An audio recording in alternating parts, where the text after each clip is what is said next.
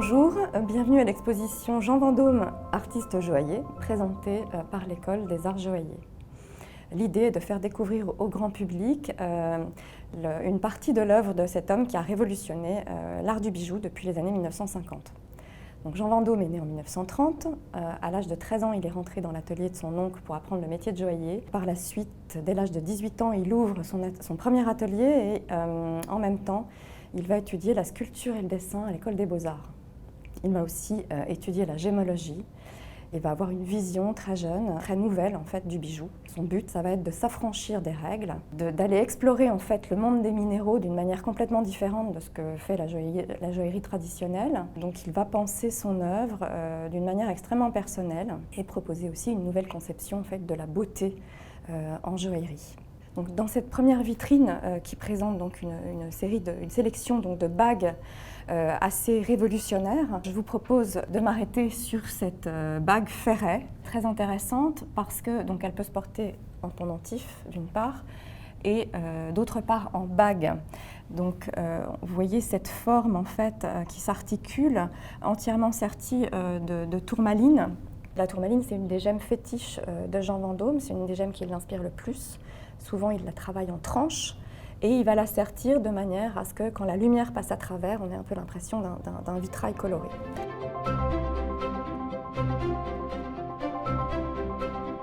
Pour Jean Vendôme, le bijou est une œuvre d'art, c'est une mini-sculpture portable. Très tôt, il s'inscrit dans les mouvements artistiques de son époque et il va trouver aussi de l'inspiration chez d'autres artistes. Il s'intéresse par exemple à l'art optico-cinétique, dont l'un des chefs de file est Victor Vasarely, pour notamment cette parure pendant d'oreilles et bagues en or lisse, poli, dans lesquels il met en volume en fait, les principes de l'art cinétique.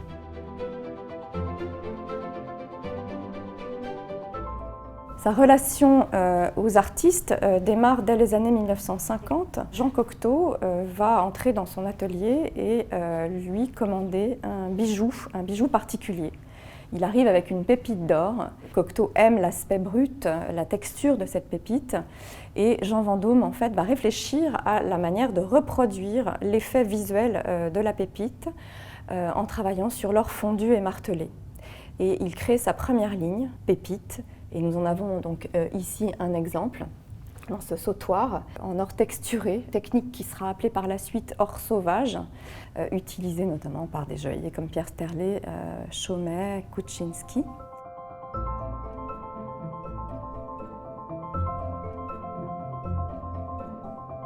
Les rencontres donc, vont jouer un rôle assez important dans la carrière en fait, de Jean Vendôme. L'une des rencontres probablement les plus importantes est celle avec Roger Caillois. Quand Roger Caillois va être nommé à l'Académie, il va évidemment demander à Jean Vendôme de créer son épée d'académicien.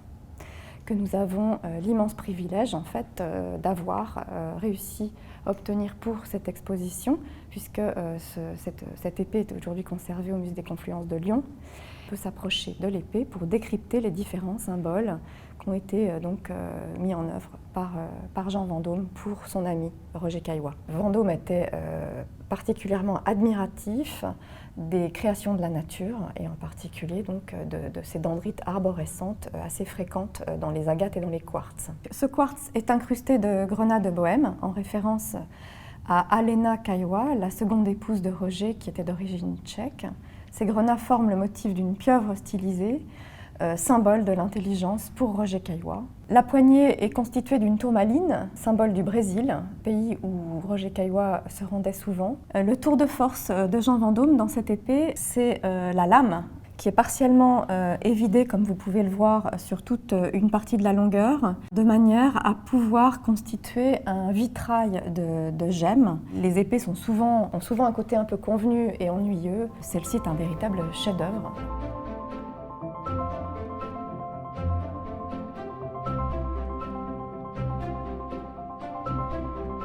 Jean Vendôme va tout au long de sa vie trouver l'inspiration dans la nature et en particulier dans les minéraux. Les deux gemmes de prédilection de Jean Vendôme sont donc les quartz et les tourmalines. C'est un créateur sans limite, il ne se met aucune limite, même quand techniquement c'est compliqué, et il va régulièrement en fait utiliser tout au long de sa carrière des minéraux qui ne sont généralement pas employés dans la joaillerie traditionnelle, en particulier parce qu'ils sont peu durs et parce qu'ils sont fragiles.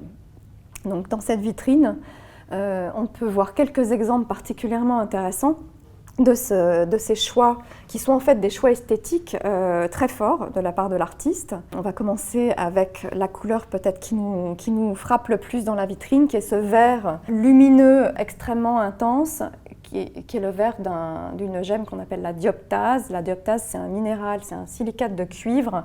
Cette couleur très intense, elle est due au cuivre. On l'utilise très peu en joaillerie à cause de sa fragilité. Mais donc, ça le pousse à trouver des solutions techniques nouvelles pour justement pouvoir utiliser ce minéral. Donc, si vous regardez la bague, eh bien, Jean Vendôme a créé une petite cage pour protéger le minéral. Autre exemple de minéral rare, la cobaltocalcite, donc d'une couleur rose intense. C'est cette couleur qui lui plaît. Là, on a tout un dégradé qui va du rouge au rose en passant par le orange, en combinaison avec des grenats. Donc c'est un coloriste, Jean Vendôme. Autre exemple de gemme encore plus rarement utilisée, qui est sur ce collier-là en azurite, lapis lazuli et apophilite. Donc l'apophilite, c'est un silicate complexe. Ce qui plaît à Jean Vendôme, en fait, c'est cette couleur verte très douce et puis la forme brute, en fait, des cristaux. Donc c'est un joaillier qui travaille principalement avec des gemmes brutes. Alors, soit il les prend telles qu'il les trouve, soit il les coupe en tranches. Vous verrez dans l'exposition, notamment des colliers avec des tranches d'améthyste. Ça, c'est un motif qui revient très fréquemment dans son travail et qui l'inspire particulièrement. Donc, ce qui lui plaît dans les gemmes, ce sont les couleurs, ce sont les textures, ce sont les inclusions, donc la vie intérieure des gemmes.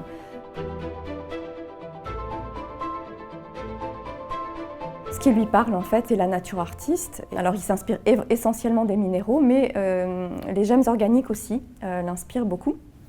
En particulier, tout ce qui est perles, corail, nacre. Il va trouver, en fait, l'inspiration en contemplant des perles baroques, par exemple. Parfois, des éléments assez insolites peuvent susciter chez lui le désir de créer un bijou.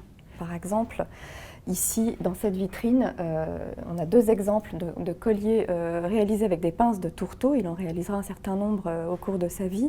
C'est très intéressant du point de vue du processus créatif et c'est très révélateur de la conception esthétique qui l'anime. Par certains côtés, il est très proche des surréalistes.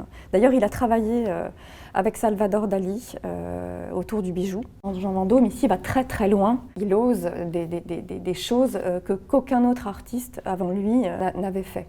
Alors, on trouve un peu des exemples, par exemple, dans les bijoux anglais du 19e siècle, d'utilisation de scarabées, d'ailes de papillon fixées sous verre, de choses comme ça assez surprenantes. Si on regarde un peu les bijoux cynégétiques, on peut aussi voir l'utilisation de parties d'animal, des griffes, des dents, etc.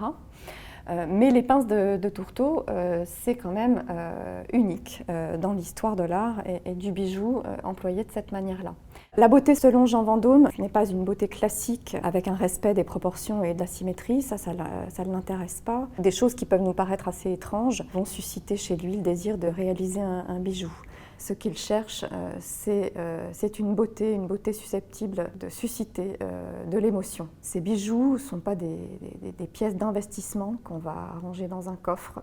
Ce sont des pièces qui sont faites pour être portées, puisque dès le départ, il pense à la relation du bijou au corps et toutes les innovations formelles, techniques, ces choix de matière iront dans le sens d'une création artistique portable par les femmes.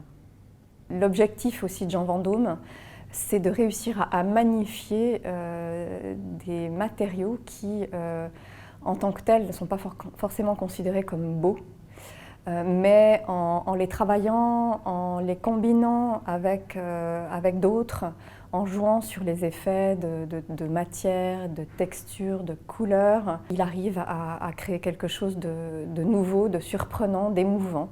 Donc effectivement, Jean Vendôme est un joaillier parce qu'il maîtrise parfaitement les techniques de travail du métal, les techniques de sertissage, mais dans l'utilisation qu'il en fait, c'est un pur artiste, un sculpteur du bijou.